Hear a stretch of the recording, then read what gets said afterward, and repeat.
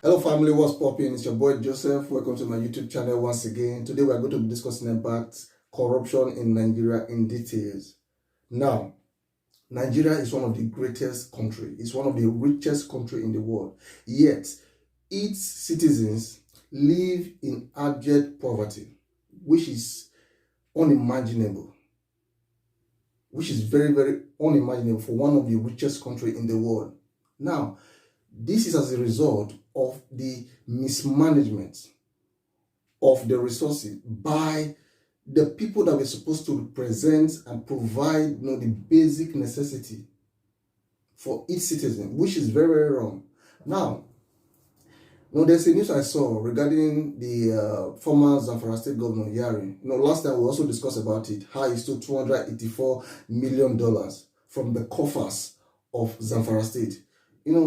How can just one person steal such an amount of money? And the funniest part of it is that the judge in the case only asked him to forfeit the money. He was not prosecuted. He was not, he was not jailed. What they just did to him was just a tap on the wrist, that just submit the money and go on your way. Which begs the question, what is going on in Nigeria? Now, if that same scenario is being turned, if that is, if it's a poor man that steals just a meager of, a little thing, I believe that that poor man will be held accountable. That woman will be jailed, will be sentenced to some years imprisonment. But here, this is a governor that the people elected to serve them. That they said, go represent us, give us the basic necessity. This same person, stole the money that was meant for the state. And the best thing the court could do was just to give him a tap on the wrist, which is very, very alarming. And you expect the country to move forward.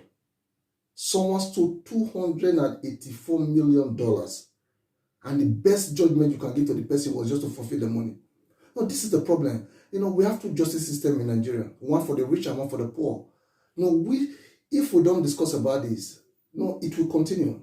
Nigeria got its independence, in 1960, October 1st, 1960. Invariably, Nigeria is 60 years old. In this 2021, Nigeria will be 61 years old. Still, there is no development. There is no progress. Which is unheard of. Look at other countries. They are developing rapidly. While Nigeria, we are retrogressing. We are not moving forward. Rather, we are going backward. Why? Because our leaders have been getting away with this kind of behavior for a very long time. And the citizens allow them to get away with it.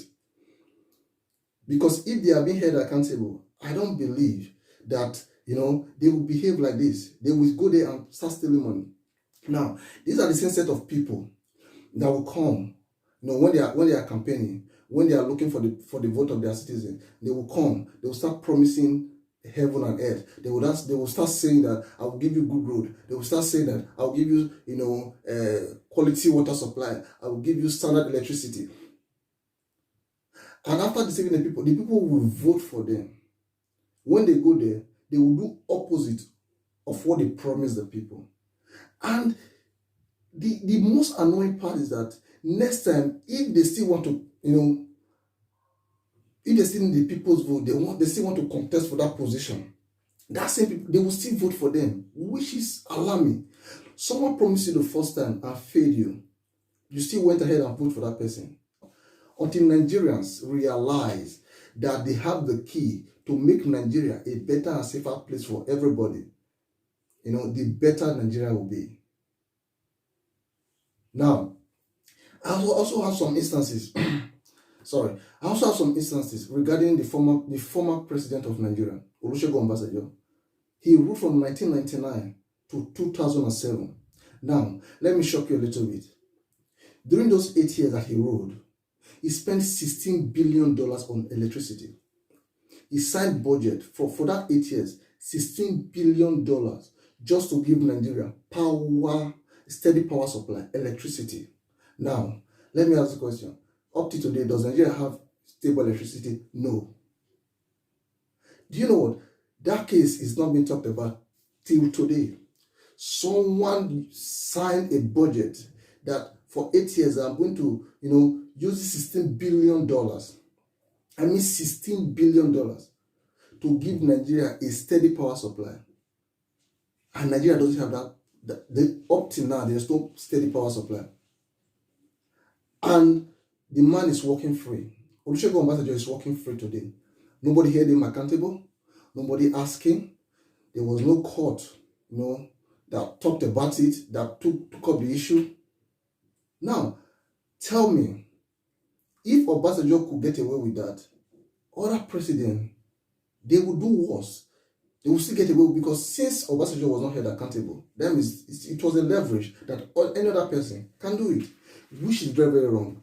No, this is someone that was supposed to represent the whole country. That was supposed to, because the truth of the matter is electricity, water, good health, they are not a privilege. These are not privilege.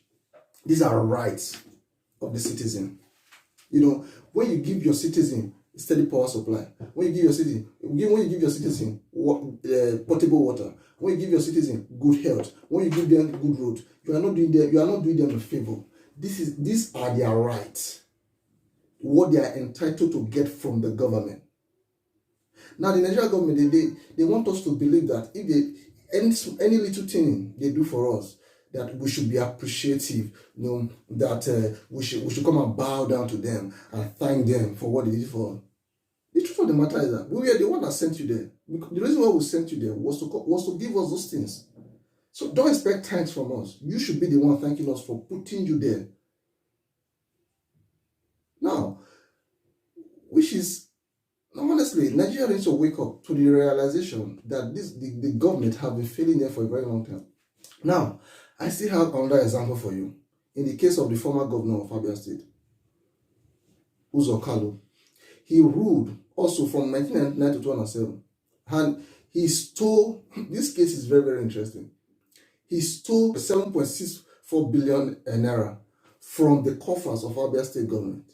Now, the most interesting part of it is that this same man was elected into Senate. He was elected to the Nigeria Senate. That was not all. He was elected as the chief whip of the Senate. The chief whip of the Senate. This man, a federal high court in Abuja, sentenced him to 12 years imprisonment. This is what I'm talking about. Sent him to 12 years imprisonment. Guess what happened? The Supreme Court of Nigeria scrapped the case. Mind you, when he was sent to 12 years imprisonment, when he was in jail, he was still the chief whip of the Senate. He didn't resign from his post. He was still holding a post while he was in jail.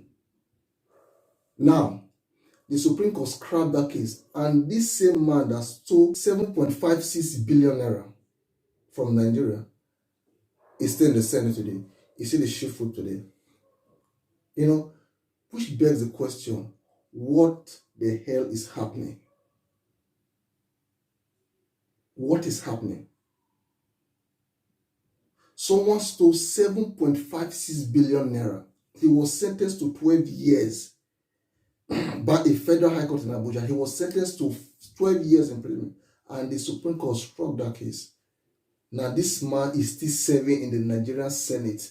He's up to today. He's still the chief whip of the Nigerian Senate. Now, this is what we talk about two justice system. This is what we talk two justice system. Now, if that can be done, if he can be exonerated, if he can be, free from that, guess what will happen? Next time, he will do more. He will steal more. He will do something that is greater than what he has done before. Why? Because he was not held accountable. Nothing was done about it. This is the corruption we are talking in Nigeria. This is the corruption. This is the corruption. And the funniest part of all all this, the funniest part of it is that there are so many Nigerians that are in jail, that are suffering, that are there in jail for committing little crime. And I'm not trying to justify that stealing is good. But what I'm trying to say is, if you want to hold me accountable for stealing, let's say something, for stealing 20 naira, someone that stole billions of naira must also be held accountable. If you want to put me in jail, you must also put that person that stole billions of naira in jail also. This is the problem. This is the corruption that is eating Nigeria, where the elite, where the people, the wealthy people, think that they are above the law. They can do the undoable. They can do the unthinkable, and they can never be held accountable because they rule, they govern, they hold the key, to the country. Now, I also have another example. There are so many examples when it comes to this corruption in Nigeria. What is eating Nigeria? Now, we also have the example of Abdul Rashid Maina, the former pension board chair. He was the chairman of the Nigerian Pension Board. He stole 14 billion naira. 14 billion naira. Guess what? He's not in jail today. He is not in jail today. He's working a free man. This is the country we live. This is Nigeria. These are many of people that have worked all their life. They have worked for Nigeria. This is the money that the government was supposed to pay them back for the work they've done over the years. One man stole all the money, 14 billion naira. And that same man is working. Why the common Nigerians that have worked all their life, they are living in abject poverty? Why? Their money that the federal government is supposed to give to them, one man has stolen everything. Now, like I said before, until Nigeria wake up to the realization that the government is not helping them, it's not favorable to them, I think the earlier that they will stand up and fight for their right. And like I said, this is just my thought. And if you have contrary thought to what I just said, you can leave it in the comment section. And if you, like I said before, if you have any topic of discussion you want us to discuss, you can leave it in the comment section. I'll go through all the comment section. If I see any topic there, I will go through the topic. Then I promise you we'll discuss about it. And thank you for watching. Please click on the link below to follow me on Twitter and Instagram. And also, don't forget to subscribe, like, share, and comment. And today, post on notification shout out goes to Sugar Boy. Thank you very, very much, my brother. I see you. And if you want your own shout out, please don't forget to click on the notification bell and leave a comment so that I will know your name. Thank you very, very much. You guys have been a wonderful and excellent audience. I love you all. Thank you. Bye for now.